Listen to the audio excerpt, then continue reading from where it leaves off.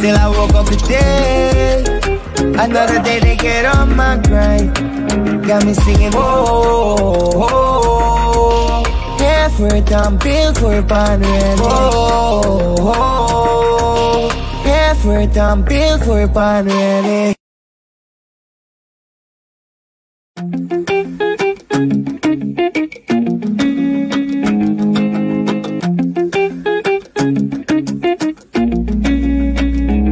I'm doing great, even though every day's not fine.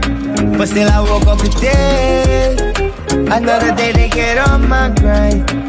Got me singing, whoa, whoa.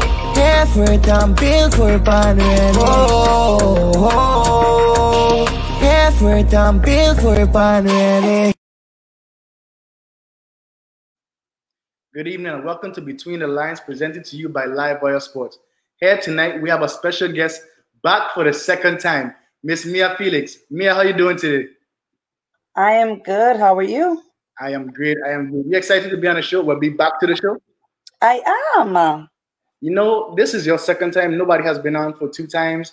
I think we need to put you in the Between the Lines Hall of Fame. I should be. Like I need a special crown or something.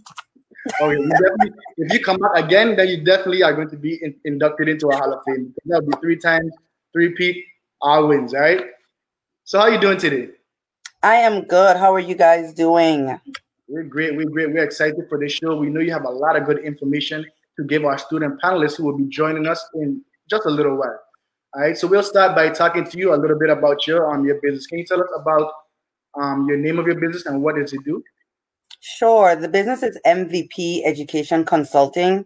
And basically what I do is help guide high school students and their parents to their post-secondary plans. So whatever their plans are after high school, I help them navigate towards whatever that is by giving them resources and tools to assist them in getting and achieving their ultimate goal.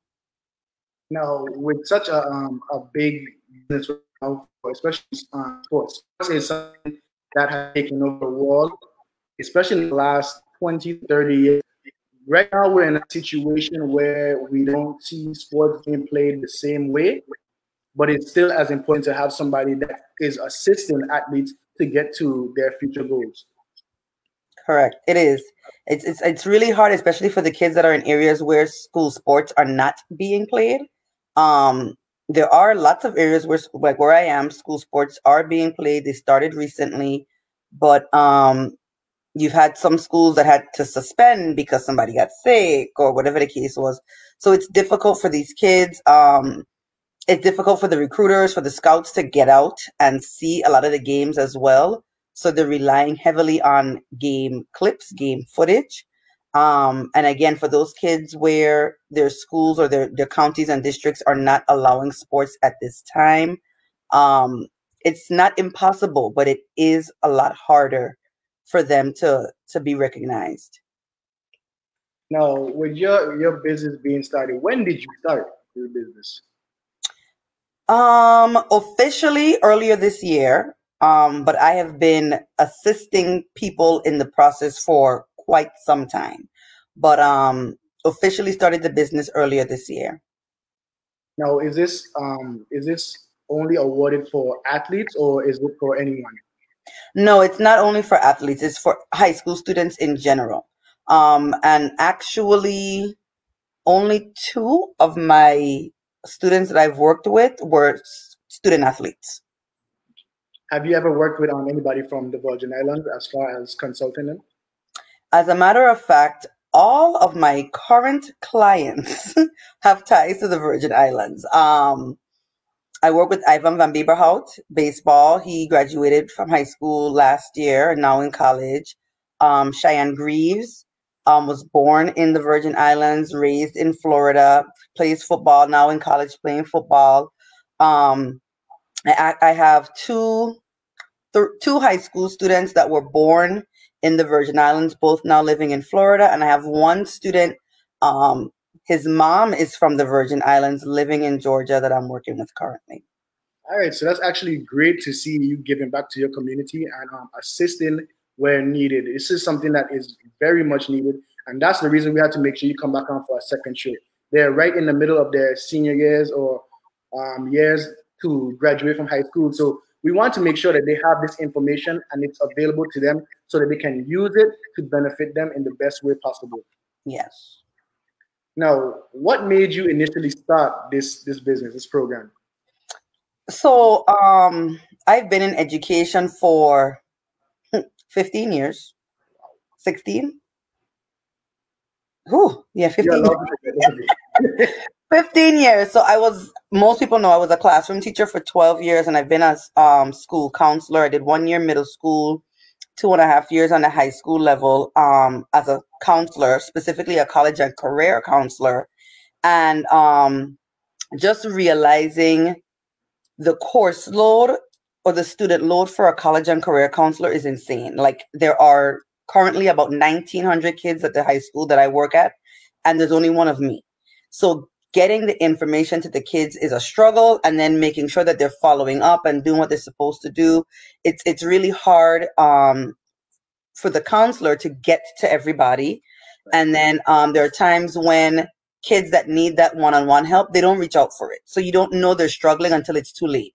And then we have a lot of parents that either they never went to college, so they don't know the process, or they've been to college, but it's been so long ago that the process has changed so much, or they just don't have the time, the resources. So that's where I come in, trying to kind of fill that gap, fill that void. And I know that we have a lot of kids, especially in the Virgin Islands, that they want the information, they just don't know how to get it. They don't know how to go about doing certain things. So if I can bridge that gap, that's what I want to do. Now, is there an age limit or grade range of children that you help? So right now, it's specifically high school students that I work with, so 9th through 12th grade. Usually once they get to college, whether it's community college, university, trade school, their academic advisors, kind of guide them with that higher level education. So they don't really need me anymore. But 9th through 12th grade is what I focus on. Now, as a college and career counselor, what are some of the tips you give children about choosing colleges? So 3 things. The most important thing is making sure the school has the major that you're interested in.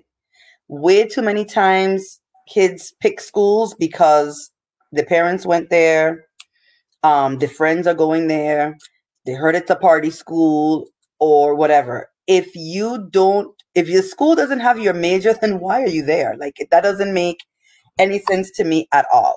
The next thing you should look at is the cost. Is it something that you're going to be able to afford? Avoiding school loans altogether is a very, very hard thing, but you don't want to drown in them either. And then location. So those are the 3 things that I tell kids to focus on. And then, of course, depending on what they want to do, there's different ways to search and research the various schools based off of your needs and wants. All right, so now we're actually going to bring on some of our student panelists. We want to make sure they can actually have this one-on-one conversation with you to see how they can help themselves. And the information being provided by you to them can also help athletes around the world who will be watching this broadcast. So we're going to bring them in one by one, get them to introduce themselves, get to know them a little bit, and then we'll get started. So first, Mr. Chad Malloy. Chad, how are you doing today? Good. Yeah, my name is Chad. I go to Free Will. I'm in 10th grade, and I play basketball. All right. Welcome to the show, Chad. You excited about being on the show? Oh, yeah. Not a little nervous, not nervous? A little bit. All right, that's all right. We'll be fine. It's all VA people here. We all together. We all are one, so we'll make you feel as comfortable as possible, okay? Also, we have Mr. Terrell Maximin here. How are you doing today, Terrell?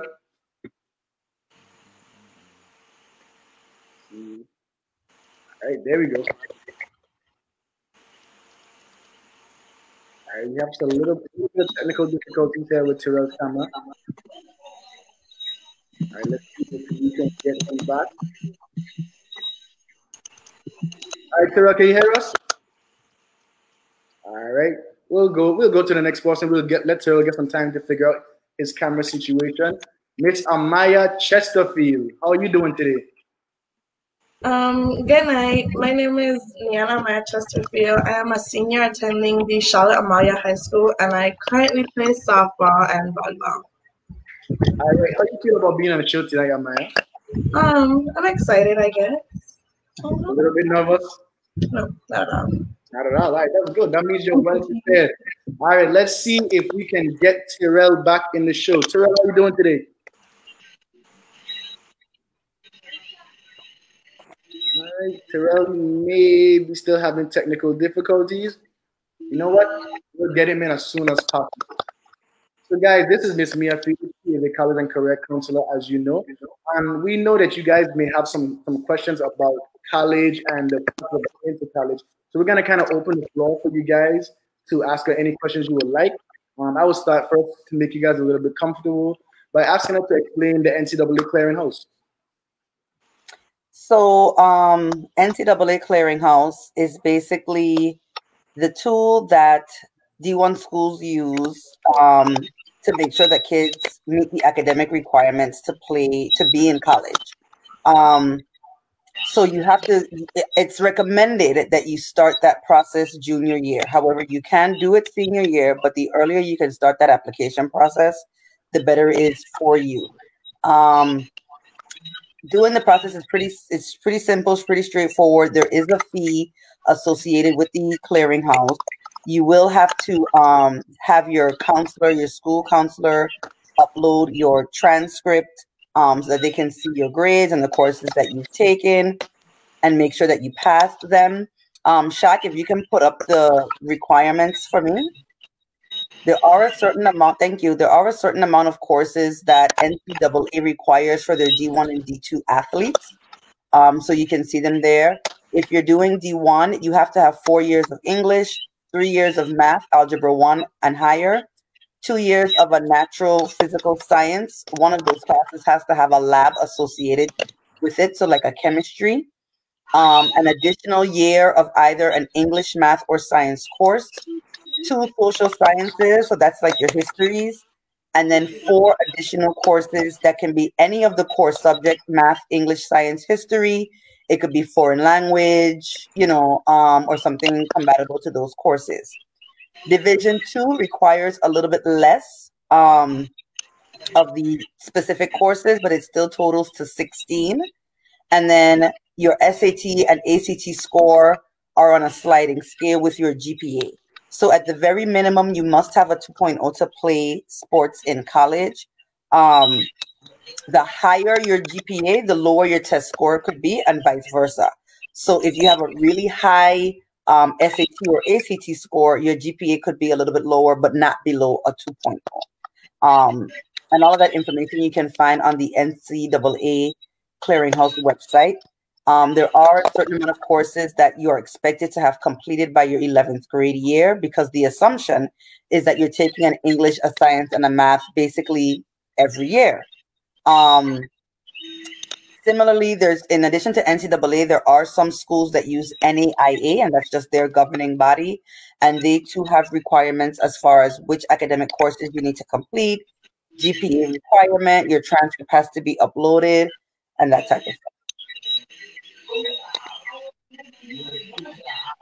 Listen, that's a very good and very clear answer for us about the clearinghouse. That's a lot of information in there. But I think just seeing that flyer kind of give them a little bit more of an understanding of what exactly is needed for the goal that you're trying to reach, the college and the level that you're trying to attend. So we're going to open the floor to any of our student panelists that would like to ask you a question about their college experience or what is next for them. Oh, I'm sorry. We're going to actually leave Terrell introduce himself because Terrell didn't get to introduce himself. He had some technical difficulties. So Terrell, can you introduce yourself to our live wire fans?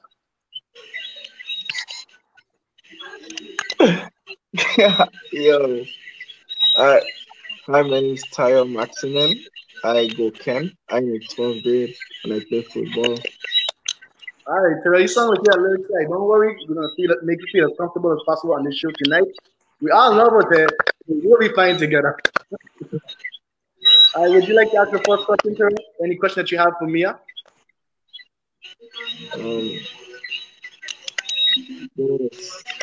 Like Not right now, to be honest. All right, don't worry about it. We'll come I'm to going to save Terrell shot. Let me save him a little bit. We talked a little bit before, and Terrell did ask about a specific school that was interested and when he should do the clearinghouse. And I told him he needs to jump on that right now because it can take some time. So for my seniors that are out there, if you are interested, and or you have a school that's interested in you, you need to make sure or you need to find out which governing body that they're under, if it's NAIA or if it's NCAA. That's very important. And then start that application process as soon as possible. If you already have a coach that's interested in you, speak to the coach and they can help guide you through that process. Like I mentioned before, there is a fee associated with the NCAA and NAIA clearinghouses. But if you use a fee waiver to take the SAT or ACT, or if you are qualified for free reduced lunch, which all of the children in the Virgin Islands do, you are eligible for a fee waiver for the NCAA or NAIA. You just have to get with your counselor to get that waiver put onto your account. All right, definitely a good answer. I think Terrell's been a good. That was a great question by Terrell in your prior conversation.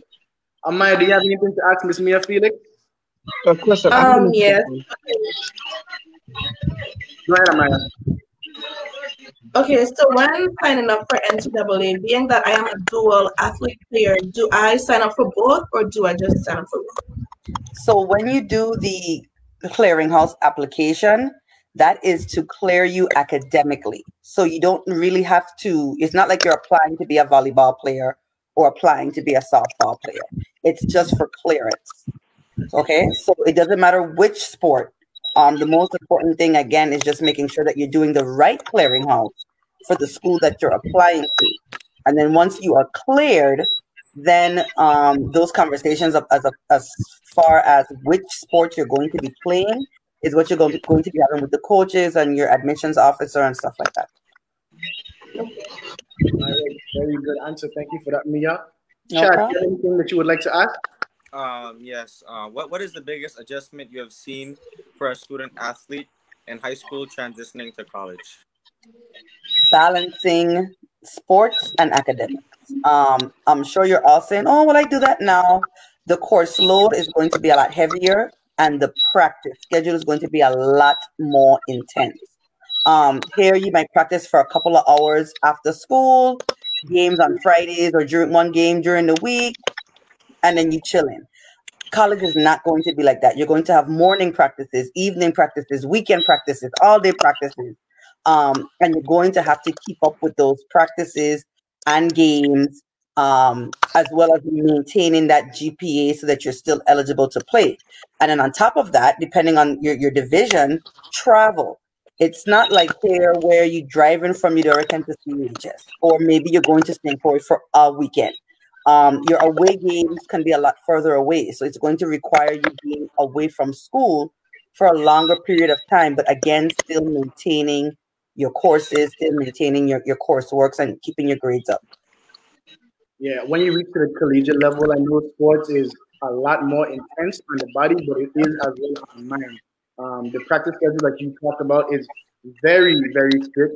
You have to do study hall hours. So there's a lot into your schedule. So balancing your workload is definitely something that might be a challenge for you at first. But as you go along and get accustomed, you'll be fine when doing that process.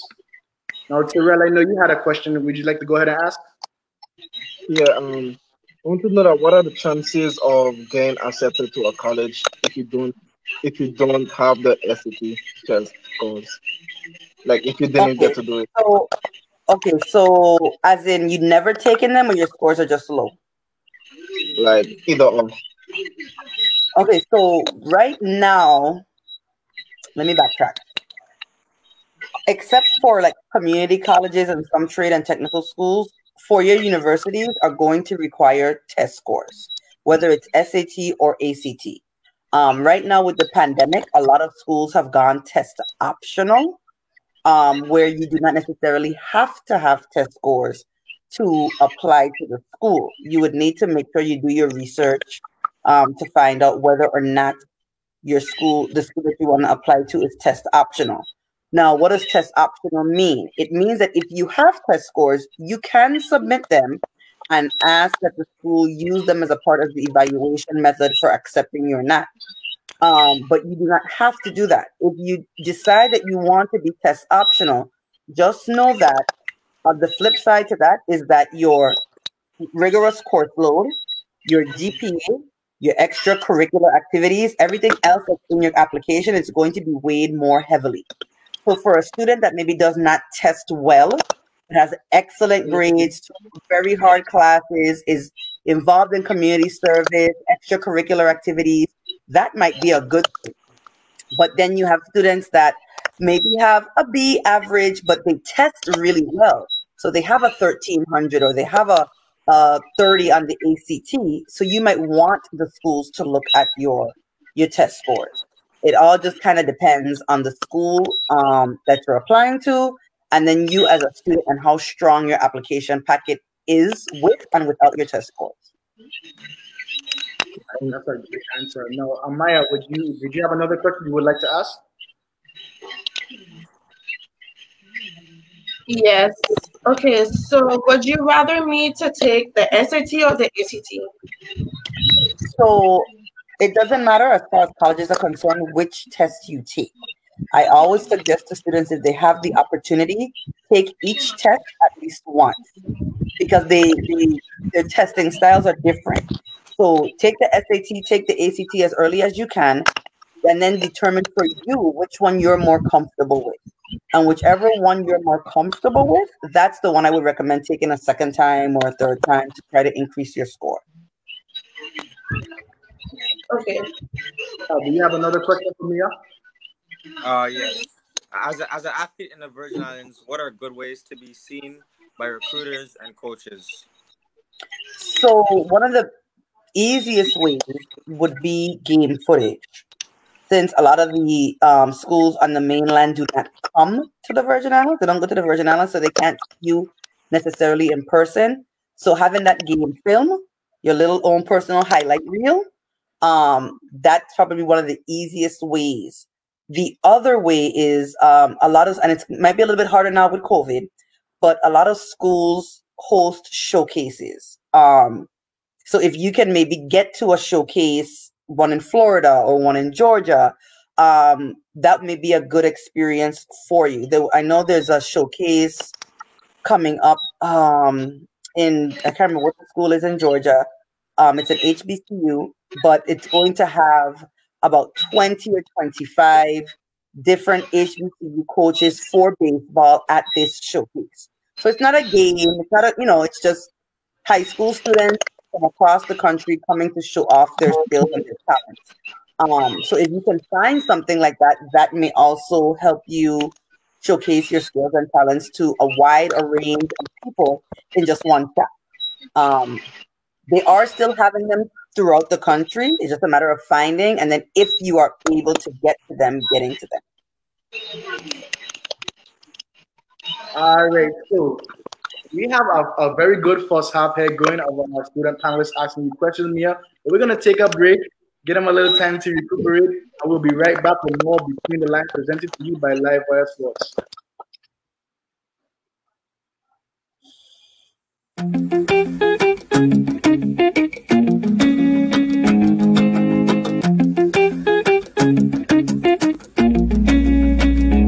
I'm doing great, even though every day's not fine. But still I woke up today, another day they get on my grind. Got me singing, whoa, whoa, yeah, for it, I'm built for it, whoa, whoa, yeah, for it, I'm built for it, ready.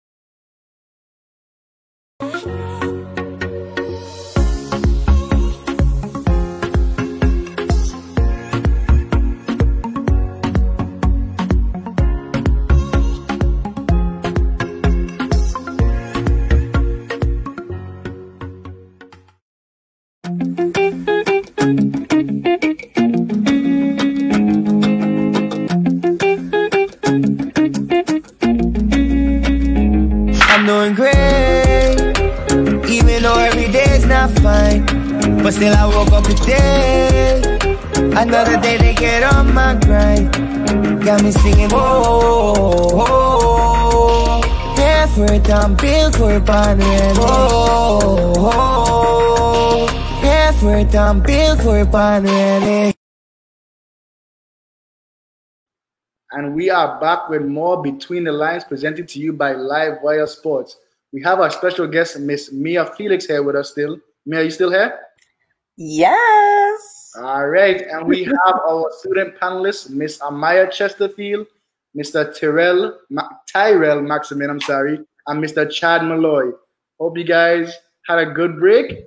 I'm ready to ask a little bit more questions towards Mia, where she can help us out. Well, help you guys out on your journey to college, all right?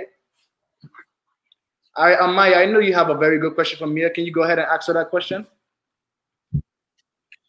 Okay, so do you know of any showcases for volleyball or softball in the near future? For the near future? I don't. That's something I would have to research. Honestly, the only reason why I knew about that baseball one is because my son's high school coach told us about it. So that's the only reason why I ain't that good. But that's easy to look up, and it's gonna seem really silly. Do a Google search.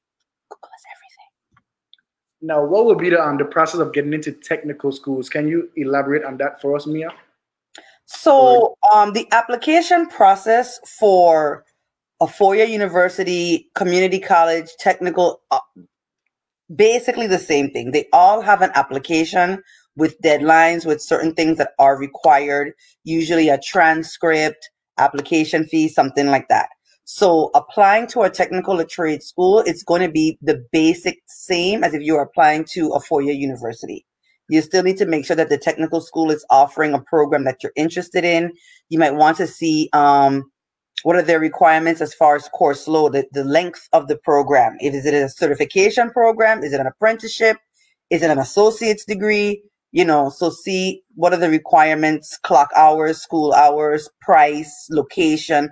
All that stuff is still going to play a very important role in the application process. All right, all right. Tyrell, I heard that you have a question. Would you like to go ahead and ask that question? Yeah. I was wondering that since we don't have a season, why can't we at least have a season for the spring or a showcase for those that didn't have a chance to show up their skills for the last season? So that would be a question for the local officials. I wouldn't be able to answer that question for you. Because that's just way above my pay grade.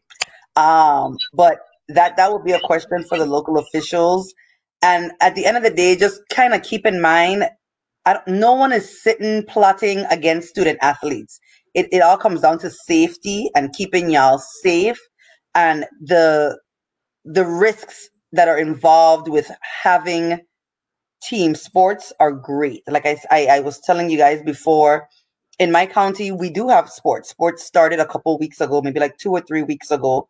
But we already have schools in the county where they canceled their last week Friday football game because somebody was either exposed to somebody with COVID, and you can't put, the whole team, everybody at risk. So they had to cancel the game. The team that they were playing had to end up playing somebody else. So there are a lot of risks involved. So I don't want you guys to think that, they're just against student athletes, because that's not what it is. I think it's just a matter of safety and looking out and keeping the students, as safe as possible. Okay, thanks. Jack, we have a guest.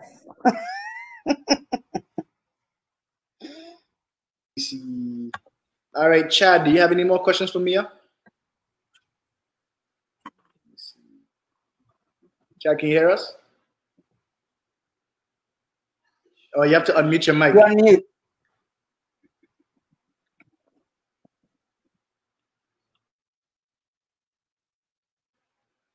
You have to unmute your mic, Chad, and then we'll be able to go. Okay, go ahead. Okay. The question was, is there a schedule for the showcases? Do you know?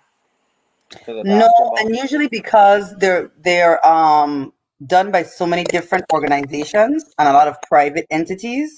So there's not like one master schedule. What sport do you play, Chad? Basketball. Basketball. Okay. Because that's usually a winter sport, you probably might want to start looking into that right now. Maybe looking Googling high school basketball showcases in Florida or Georgia or whatever. Right, Mia, I see that you have a special guest there with you. You see, they popped up, and see now they're gonna go away. All right, so I'm pretty sure he was a big inspiration for you to take this path in life. So we definitely want to thank him for his role, despite him not wanting to be on camera. I don't know what's going on with him today. You know, we don't like cameras at all. So. All right, Amai, do you have another question? Yes. While filling out my application or for NCAA clearinghouse, it's not. What things can help boost my college application? That's a very good question. So, college applications. There's a lot of things that go into a college application. Of course, there's your transcript. The thing with your transcript that I tell kids all the time is challenge yourself. A college wants to see those rigorous classes on your schedule, whether it's AP, dual enrollment, honors. You took 4 sciences when you only needed 3. You took 4 math when you only needed 3, stuff like that. That's what colleges want to see. They would prefer that you have a 3.0 and took all challenging courses, then you have a 4.0 and it's just a bunch of fluff and electives. So that's one thing that you can do to enhance your opportunity of getting accepted. The next thing, if you're doing the testing, if you're doing the standardized testing, just making sure you're practicing and improving those scores, taking the test as many times as you can so that they can be super scored, which means the colleges take the highest subsection from each test that you take. So let's say you got a 500 in math one time, but then the next time you got a 450, they're going to take the 500 and add that to whatever your higher reading writing score was. Your letters of recommendation. Some schools require them, some schools don't. Some schools don't even want to see them, actually. But for the schools that do require letters of recommendation, a strong letter of recommendation can go a long way. And one way that you can go about making sure that you have a strong letter of recommendation is giving your recommenders 2 things: time to write the recommendation, and some information about yourself. So don't just be like, hey, Miss Robinson, can you write me a letter of recommendation? If you can give Miss Robinson your resume or something about you so that she can use that to enhance the letter. What organizations were you a part of? Did you hold any office in those organizations? Did you play sports? Did you do community service? Personal things that maybe have changed or molded you as a student. Personal life experiences. Those are the types of things that you want to make sure that you're telling your recommenders so that they can include that in their letter. And then last but definitely not least, your essay. A lot of college applications require an essay. Sometimes it's just a personal statement essay where you're talking about yourself. And again, that's where those personal experiences come in. They don't want to see the cookie cutter essay, which is like, on May 5th, 2009, a star was born. We don't want the pageant speech essays. We want the essays that are going to talk about you. Colleges don't do one-on-one personal interviews. So that essay is what's going to set you apart from everybody else that's applying.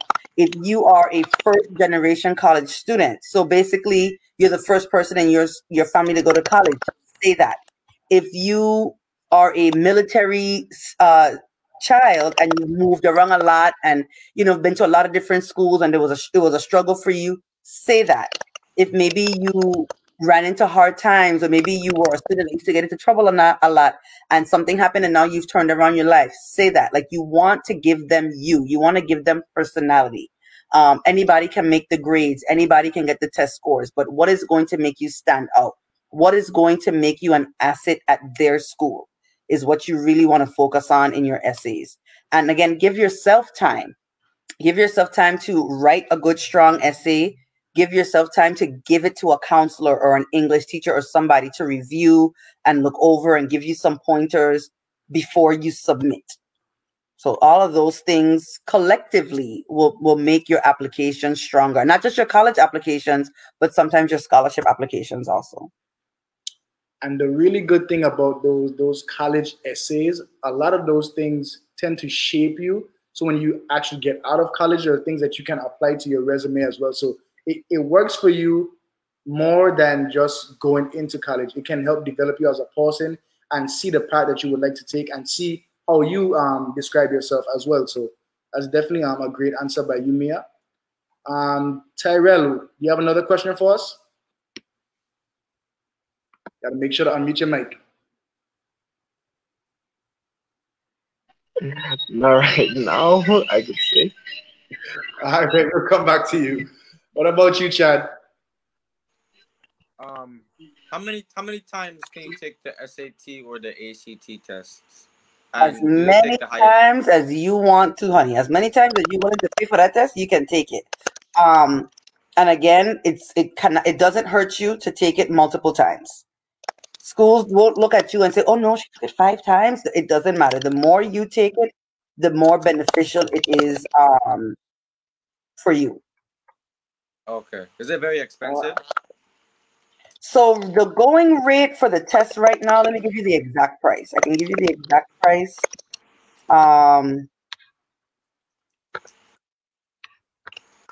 The SAT right now, it's $52 without the essay, and the ACT is $55 without the essay. And 95% of colleges and universities do not require the essay portion. If there's always a deadline to register for the test. It's usually a month before. So for example, there's a November 7th SAT coming up. The deadline to register is October 7th. There's usually always a week or 2 grace period where you can late register, but that comes at a cost. So the late fee for the SAT is $30. So that's $30 on top of that $50. For the ACT, it's $35. That's $35 on top of that $55.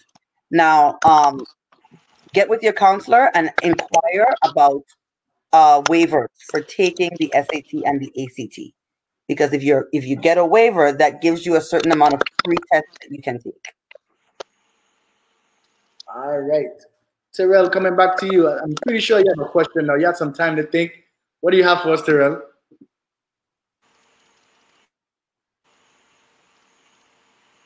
Terrell, you're muted. Unmute. Oh, there you go. How long is the testing? Like maybe How long. long does it take? Yeah. So I want to believe the test time window is about 4 hours. I think that's what it is. That it's early and it's long. And it usually starts like around 8 o'clock in the morning, but it's a pretty lengthy test because there are different sections. There's like a math section and a reading section and a writing section. So and there are little breaks in between. So. All right. Chad, do you have another question? Yes. Like what are the foods that a college player would eat that a normal student wouldn't eat? What are the foods? Yeah. What do you mean? Like like the nutrition, like. So okay, so let me see if I can kind of figure this out for you. So when you are a college student, one of the things that you pay for is a meal plan. Okay. Schools have different variations of meal plans. Some schools will tell you pay this flat fee and you get 30 meals a semester or 30 meals a quarter or something like that. Other schools, you pay as you go. So like when you go to the cafeteria, you just pay as you go along. Usually student athletes, their food allowance, I guess you could call it, their meal plan is usually greater because student athletes tend to eat more. It's just their diet. So it's going to depend on the school. Now, the cafeteria is open to all students. So as far as if there is food that is only for student athletes, I don't know that's a thing. You just may have more access to get food more often, depending on your meal plan. I hope that kind of answers your question. No, no. One of the questions I feel that might have been of help to them would be, how long does your SAT or ACT scores last? So if you take them this year, do they last 15 years? Do they last 3 years before you have Forever, to take them again? forever. They don't expire as far as for colleges. Unless the unless it's like a long period of time. So if like we're a high school student that's going to go into school within a year or 2 or 3 after high school graduation, you'll be fine. If it's for someone that's doing like continuing education, it's been 15, 20 years, you'd have to get with the school for those specific types of questions. All right, all right. We're gonna open the floor one more time. Does any of our student panelists have any more questions to ask Mia? Okay, so how important is researching at school before making a final decision? Very important. Very, very, very important. Again, you should always start off doing your search based off of your major. You don't want to be at a school just because it's the school and they don't have what you're interested in, because then you're just wasting time and you're wasting money. Um, and there's other things to research, besides the major. Research the costs, research their graduation rate, research what is the placement of their college graduates into fields of their interest. Major companies, often you can find on their websites, they tell you what schools their employees graduated from. Those are the types of things that you want to be looking at and thinking about. Yes, for student athletes, you're thinking about, now I'm playing sports now, but look at the end game. Look at the long term of it. What do you see yourself doing 4 years from now? Do you see yourself maybe trying to go pros, or do you see yourself using your sport as a way to pay for college, but you really want to focus on something else after? You want to think about the entire picture. And even if you do see yourself going pro, always have that diploma in your back pocket, something to fall back on. We don't want to think about it, but athletes' careers can be very, very short if we get an injury, So you want to make sure you have a backup plan. You always want to make sure you have something else to fall back on, because you don't want to put all your eggs in that basket, and then something, God forbid, happens and you can no longer play your sport. Then what are you going to do? All right, Terrell, do you have another question? Oh yeah. I was wondering, do the amount of years that you attend college affect you from going pro? So no, because I know you hear about student athletes all the time that get offers second, third year in college, and instead of finishing, they go straight to the pros. So it just depends on you as the student and what you want to do. But again, I would always recommend keeping in mind having that plan B. Shaq, I'm sure you can think of college athletes that got offers to go to the pros, didn't finish college, went to the pros. Either it didn't work out well, they didn't end up playing, they weren't starting, or they got injured, and then just like that, their career was over. And now they either have to go back to college or try to find a job with the skills that they have. That's why I think it's definitely equally important to use that college education to either pay for college or just to make sure you graduate. For example, myself, I played college sports, and at the point when I realized that I wasn't going to the NFL, I decided, well, I already in school now, so I might as well continue going to school. And out of that, I received a degree and a very good job. So there's perks to completing your degree, whether you are great at sports or not. If you happen to be in business in college and you are playing professional sports, you can still have your own business on the side after you retire. So there's still perks of completing your college degree after, or at least during the time that you are there. Mm-hmm. All right, let me see if Chad has another question. Since free will only allows you to take the SAT once, what's another way you recommend taking it? Say it again. Free will only allows you to take the SAT once, to my knowledge. So what's Okay, so the way to SAT and ACT are Saturday tests. So you can register and pay for and take as many SATs or ACTs that you want once you can get access to the testing center. No one can stop you from taking an SAT or ACT multiple times. Maybe your school offers it to you like on a school day one time, but you can take it as many times as you want. It's a Saturday test that you're paying for. Oh, okay. Thank you. Mhm. Amaya. Okay, so what do you recommend newly high school graduate to go to a community college or a four-year institution? Great question. So, if you're a student athlete that is interested in playing sports, community college may not be the best route because they tend to not have competitive sports, D1, D2. However, as far as financially, from a financial standpoint, and most parents will be probably glad to hear this, it's a lot cheaper to start off at a community college. Um, for your first 2 years of college, whether you're at a community college or a four-year university, you're going to be taking pretty much the same core basic English, science, those kinds of classes. And if you can take them at half of the price you're going to spend at a university, why not? A lot of kids in the area where I am go to the community college for 2 years and then they transfer to another state school. And a lot of times, if you go to a community college in a specific state, when you finish, or even if you just transfer, after a year or whatever, all of your credits that you took at that community college will transfer to any public state schools within that state. Okay.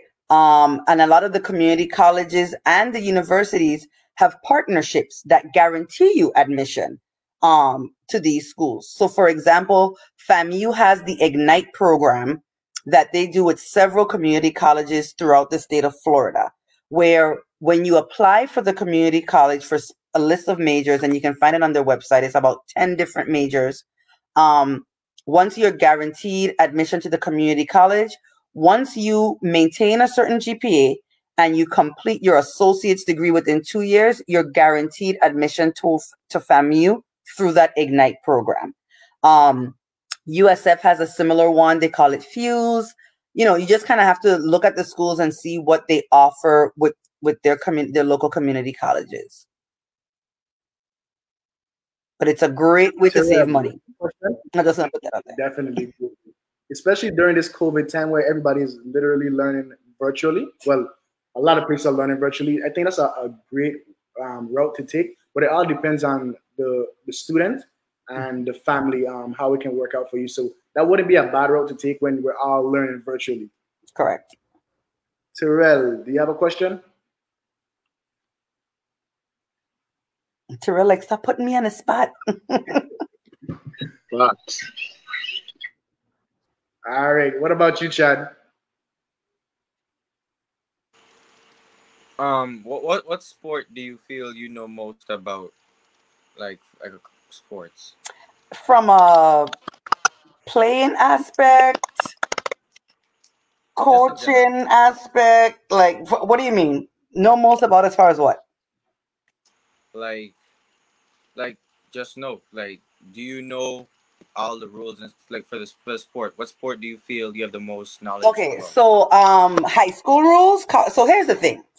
When I was in the Virgin Islands, I was pretty on point when it came to basketball and high school rules in the Virgin Islands and Little League. Only because my kid played Little League and I was on the board for quite some time. And because I coach cheerleading and I love sports, and I used to like yelling at the referees, but you need to know what you're doing to yell at the referees. So I knew the rules that, IAA rules at home. Here now in my current position, because I'm not too connected with sports, I am not as familiar with the rules that govern sports here in the state of Florida. So, every state, every territory, they don't all follow the same specific rules. So for example, right now, I wouldn't be able to tell Terrell what are the specific IAA rules for football because I don't know. I've been out of that loop for so long. So yeah. All right, Amaya, do you have a final question for Mia? How honest should I be when writing my college essay? So if it's a personal statement essay and they're specifically wanting to find out about you, Amaya, the student, be as honest as you can. Don't lie. Do not lie. Do not embellish the truth. Just stick to things that actually happen to you because, like I was saying before, the purpose of that essay is for them to get to know you, the person, the individual. Some essay questions may not be about you. It may be about a current event topic.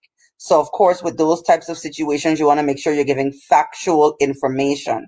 But when it comes to you, your personal statement, be as honest and truthful as you can possibly be. All right, can we get a final question from you, Chad? Yes. What is the reason behind the ACT costing more than the SAT? I have no clue. I don't know. That's just how they do. And the price of the test goes up every year. I just want to put that out there because last year the ACT was like $53 and the SAT was like $49.50 or something like that. Do you have any upcoming testing dates that you can provide for our student panelists? Sure. So, for SAT, there is a November 7th test that I mentioned before where the deadline is October 7th. And again, the deadlines are usually always a month before with a 1 or 2 late registration period. December 5th, March 13th, May 8th, and June 5th.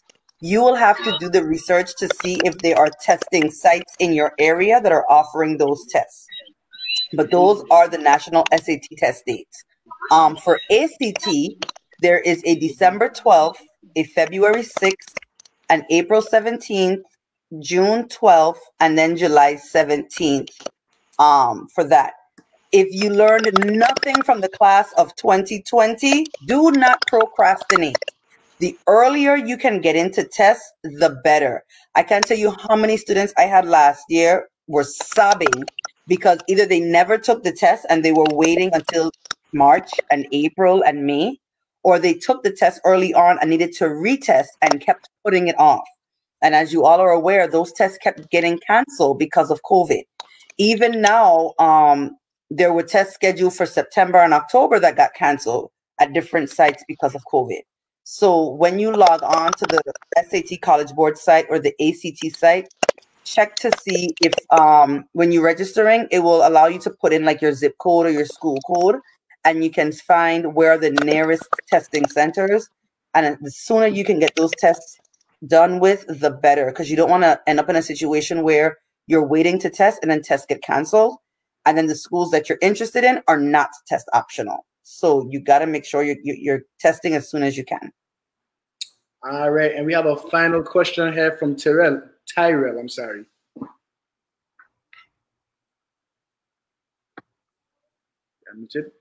Gotta unmute your mic. But Ready? Good enough? So like, what are the classes that you should really take for your senior or junior year throughout college? So in addition to whatever high school graduation requirements need to be met, so of course you need your English, your science, your math, those courses. If you have space to take extra classes, maybe take an additional science, depending on what your major is. If you want to be interested in like a biology, if you're a biology major, or let's say you're into engineering, taking an extra science or an extra math class will look great on your transcript. If you want to get into like journalism or something like that, maybe taking up communication, challenging yourself with maybe an AP course. If you have the opportunity to do dual enrollment. That those are things that you want to add, things that are going to boost. Don't just take an extra phys ed because you're looking at an easy way out. Colleges look at things like that. And also it's important to mention you can get accepted to a college and then they can take that acceptance back if your grades drop. So you can apply to a school in November and then you hear back from them in January saying, yes, we want to accept you to our school. So then you decide to drop all your hard classes and take easy classes, or you slack off and instead of earning A's, you're now earning B's and C's. The college can then turn around after they receive your final transcript and say, you know what, we changed our mind. You didn't challenge yourself or your grades fell off, and that's not the type of student we're looking for. So you want to make sure that you're maintaining your courses and your grades and stuff like that. Now, is there a certain time where colleges specifically look at your transcript, like during a specific time period of your high school career? So when you apply as a senior for college, they are only capable of seeing 9th, 10th, and 11th grade scores. Because when you're applying, you should be applying now, first semester of senior year. You don't have final senior grades yet. So when you apply now, 9th, 10th, and 11th grade is what they're going to see. They're not going to see your 12th grade courses until like if you're applying, let's say in February, because then for you guys, you will have grades on your transcript for the first semester. And then again at the end of the year, when they request that final transcript. So for my underclassmen that are listening, it's very important that you take 9th, 10th, and 11th grade seriously, because that is what the schools are going to be looking at for that first little snapshot of your grades and, into looking at you. And can you explain to us what credit recovery does for you in college? As far as in college? Yes. When you're entering, when it's on your transcript going to college, what does it do for you? So if you're a student athlete and you're trying to be eligible through NCAA, credit recovery is a no-no. And things change all the time. So again, it's very important that if you are interested in doing the eligibility, the clearinghouse, that you meet with your counselors early on, because there are certain courses that you must have, certain courses that will count for NCAA that you may take but may not count. Let's say, for example, communications. For graduation purposes, communications may count as speech, but for NCAA, they may specifically ask for speech. So that's one of those things you have to make sure that you're meeting with your counselor. Now, for credit recovery, NCAA is not fond of credit recovery because they don't think of it as you've completed the course. It's almost like a makeup. Because with credit recovery, you don't earn higher than a 70 in the Virgin Islands. So they want you to retake a class. So let's say, for example, you took English as a 9th grader and you didn't pass, and you went to summer school and you did your credit recovery and you got a 70. NCAA wants you to actually sit in that class and take it over for the entire semester. They don't want to see that credit recovery on there. So that's why, again, it's important that you meet with your counselor to go over and discuss what your options are and what courses will and won't count for that clearinghouse for NCAA. All right, thank you very much for that. Okay, guys, we have gotten through our interview part of our night tonight. We want to offer you guys the same thing we offer our regular guests on the show, which is our interactive segment, okay? So we're just going to talk about a few of your favorite things. We'll ask each of you a few of this, a few of that, and then we'll figure out what you like and what you do not like, okay? So let's start with your favorite hobby. Amaya, can you tell us your favorite hobby? Besides sports. Okay, so besides playing sports, I like to eat. I like to sleep. If I'm being really honest, I like to listen to music, but other than that, I don't really do anything other than eat and sleep. All right, Chad, what is your favorite hobby besides sports? After sports, I like to play video games sometimes. Okay, video game. Tyrell, what is your favorite hobby besides sports? Um, I like to go walking, go on the beach, swim, I like to exercise. Um, All right, that's good. That's um, good. Mia, your just favorite hobby? Huh? Your favorite hobby? One favorite hobby. You don't have a I'm gonna hobby. keep this shopping. I'm just gonna leave it there. I won't say my other hobby on air. Amaya, your favorite academic subject? Could you repeat that, please? Your favorite academic subject? Oh, math and science. Tyrell, math and science. math and science. Chad, Just math. Mia, well, So when no, you I have a favorite. when you in school? Um, when I was in school, actually hotel training. All right, we can take that. Chad, your favorite teacher? My favorite teacher, Miss Coward. Tyrell. To be honest, I ain't got no favorite teacher, but I would say those that be making me laugh. Amaya, your favorite Yeah, teacher? I rolling on his boat. I really don't have a favorite teacher. I like all of them like me. Well, most of them like me. I like most of them. Yeah, just as long as the classes, you don't talk me to death to sleep, we good. I don't think I should ask you your favorite teacher, Mia. Should I? I had a lot, I had a lot of really, really good teachers at CAHS. None of them can come close to Mr. West. Y'all don't even know who Mr. West is. I think I'm too young. But I had a lot of really good teachers, and I'm not going to call the rest of them names because they turn into colleagues, and I don't want to show their age. All right, favorite food, Tyrell. What? Oh, I'm sorry. Yes, I did. Your favorite food, Tyrell. Favorite food? I don't like food. Say that again. I don't like eating. You don't like eating? You, No. listen to me. You're the first person that ever has said that in my life. But it's okay. The only football player in the history of the world to say that. And listen to me. No, If you see Tyrell, Tyrell is a smart guy. Okay? I didn't eat like once or twice a day. So what's your favorite meal? If we had to get something for you right now, sponsored by Mia Felix, what would your favorite thing be? Like right now? Yeah. I don't know. To be All right, honest, we can come back to you. Amaya, I would, what is your favorite I, food?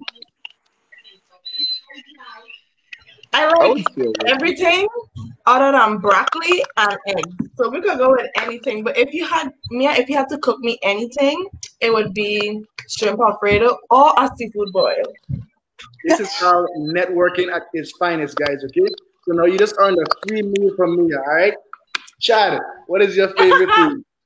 My favorite food would be salmon. I like salmon. That's a good choice. See, Chad could go dinner with me. We ordering a salmon. She said we, Chad. There you go. All right, Mia, your favorite food? I like me some salmon. All right. I know Sarah, I don't like wire some stuff. So the next time I am in St. Thomas, I got y'all. all right, we have this recorded and documented. Tyrell, your favorite food? I know you get something from me now. I'd say roti. Roti. Okay, hey, that's something they like. That's really special to the heart.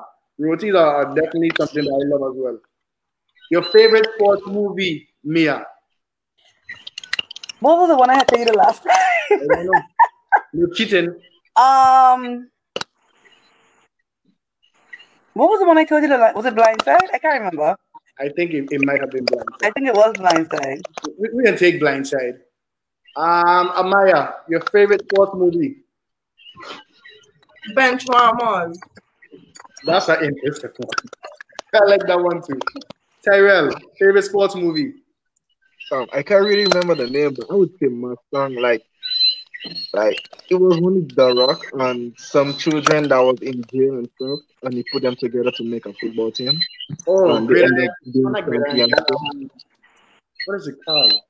We can get back to that. I know exactly which movie you're talking about, but I can't think about it. The name of the team Yeah, I can't was the remember the Mean name. Machine. I remember that. Chad, your favorite sports movie? Thunderstruck, the one with Kevin Durant. All right, I've never seen that movie, so that's something I'll definitely put in my list of movies to watch because I have never seen that one.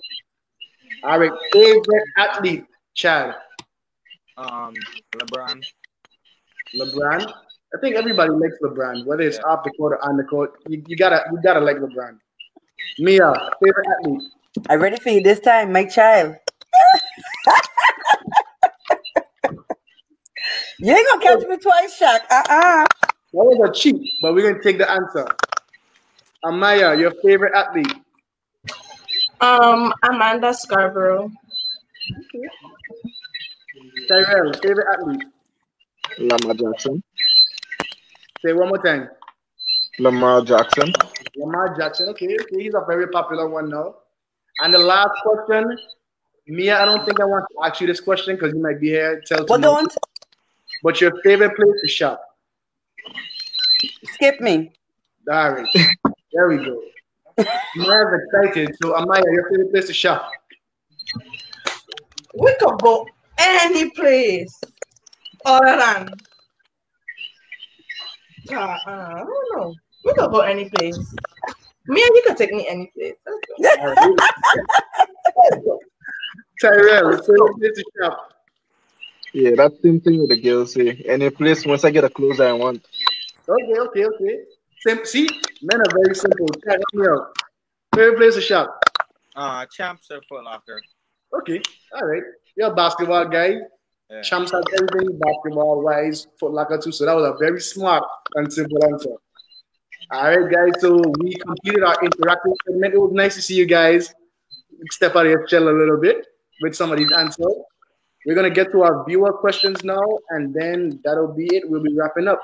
So one of our viewer questions will be, what are your thoughts about a college degree? What are your thoughts about a college athlete's chances to play pro if they go to an HBCU versus a PWI? That's a good question, you know. Oh, she asked that question. It kind of depends. I think it depends on the sport. And it just depends on the athlete overall. However, right now there is a big push that I'm actually very glad to see.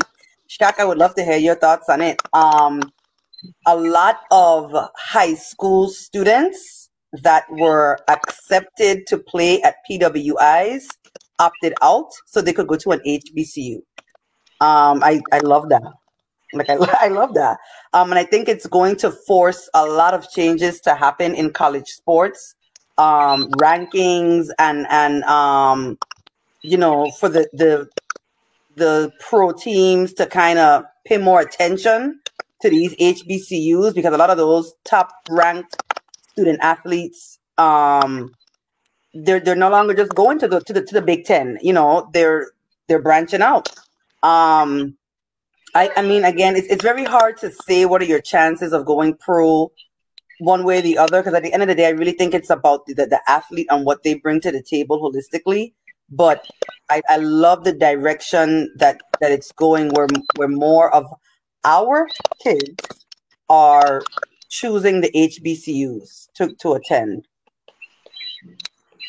Now, my thoughts are just somewhat the same. Yeah, and like you said, we are seeing a shift in, I would say, not better athletes, but more popular athletes. Let's go with it. Because I feel at HBCUs, you find athletes that are just as good, but they maybe haven't received exposure as much as Correct. another athlete. So we have the same quality of athletes at HBCU.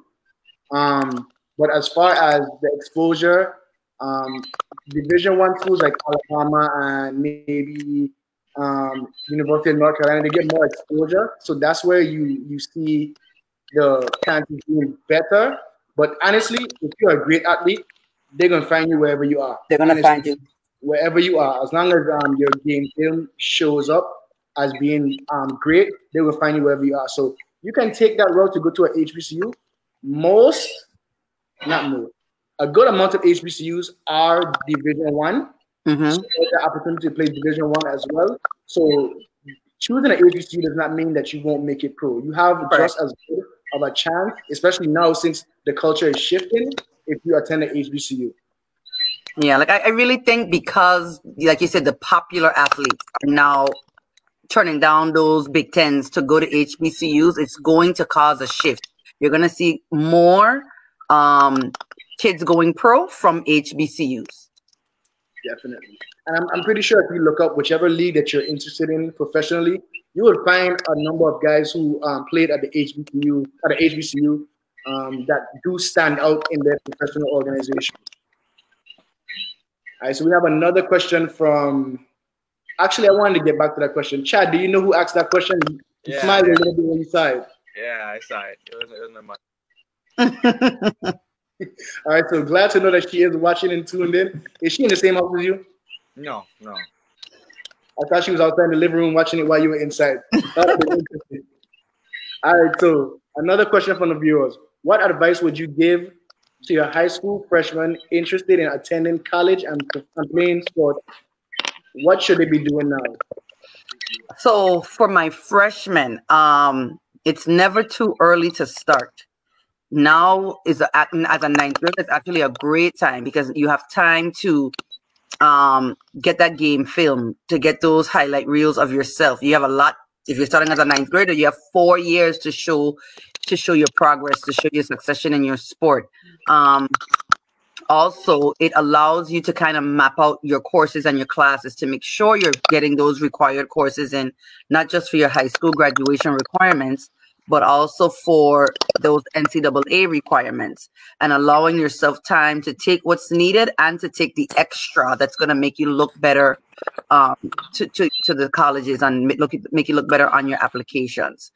So ninth graders, again, just make sure you're taking the required classes. If you can get an honors English instead of a regular English, take it. If you can get an honors bio instead of regular bio, take it. Challenge yourself and like start early. Set yourself up so that you can maybe take an AP or two, maybe do a dual enrollment or two, again, to get that rigorous course load on there. All right. So right before we close, we want to give you guys the opportunity to give a shout out to any organizations you're a part of, any teams that you're a part of, any friends or family that are watching. So we'll start with Amaya, who's excited up there. No? All right, Chad, what about you? Would you like to start giving shout outs to anybody who supports you, anybody who helped you along your journey? I would like to shout out Base from Positive Guidance, Tegan Shepard, one of my one-on-one coaches, and Baker, the coach for Free Will. Those are the main coaches that I've had throughout my basketball career. All right. Terrell, what about you? Any shout out to any organizations, any teams, any coaches, anybody who's been in your corner from the time you started playing sports? To be honest, shout out to Jarvis and Donovan Aaron, my coaches there. And shout out to the Devil Rays team you check, because we undefeated, man. Check. I like that. Amaya, I know you have something good for me. Give me a shout out to any organizations you're a part of, anybody who support you, any teams that you're a part of. Okay, so two people that I would like to give the first shout out to is Richard Clendenin and Mr. Marlon Richardson for just showing me what love and passion is for the sport and opening up my eyes to see that, this is what I love to do and pushing me to be the best I can be, along with Elston Reimer and the rest of my coaches. And of course, my Junior Stars family and friends. Miss Lorena for being the one angel on my shoulder. And my family, my aunts, Tahira Hughes, Yvette, Gabrielle, biggest supporters, and of course, my number one supporter that will stay on my back. She was just right there talking to me a while ago. Say this. My mother. Thank you for everything. And if I haven't mentioned you guys, everybody that supported me through my whole softball career, thank you.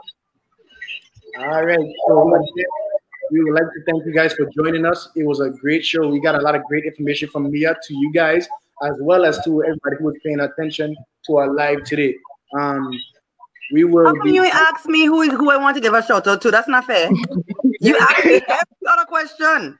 You're getting special treatment, Ahmed. Mia, who would you like to give a shout out to? No, I really don't have anybody. I just want to tell all of the parents that are on the live, if you need, and I'll have Lorena post some stuff later for you guys or whatever, reach out, send an email, mvpedconsulting@gmail.com for your questions. I'm actually running a fall special right now for high school seniors, 5 weeks of hands-on one-on-one assistance with getting your Bushak. Oh, you got a thing black in my face. Hands-on one-on-one experience for 5 weeks with college applications, scholarships, financial aid, anything like that. But separate and apart from that, the debate is on tonight, the first presidential debate. Please watch it. For those of you that can vote, for those of you that know people that are registered to vote, please go out and vote. Vote like your life depends on it. Thank you. I think you should run for a pageant, Mia. I'm just saying. I did, you know.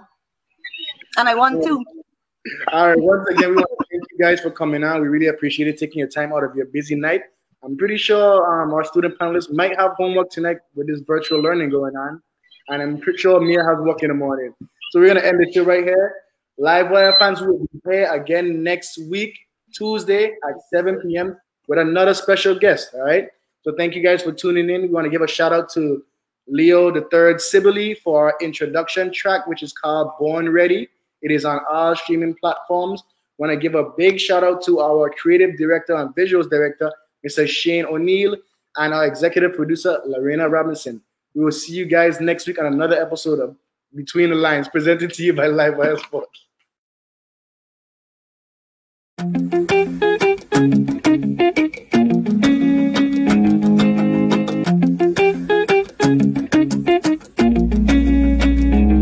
I'm doing great, even though every day's not fine. But still I woke up today, another day to get on my grind. Got me singing, whoa, whoa, effort, I'm built for born ready. Whoa, whoa, effort, I'm built for born ready.